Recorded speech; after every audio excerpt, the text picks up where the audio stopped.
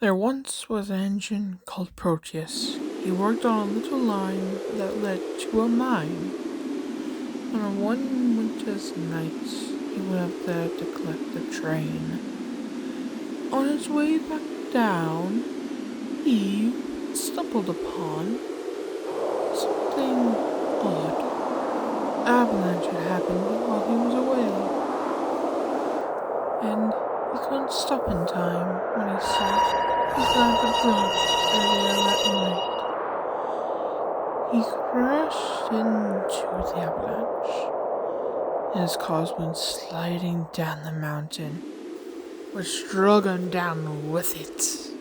He fell down the mountainside, struggling not to fall, but he did. He and his cars rolled down the hill, and they couldn't stop. He went cab over wheels down the hill.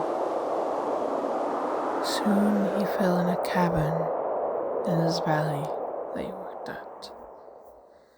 The avalanche caught up and buried him alive.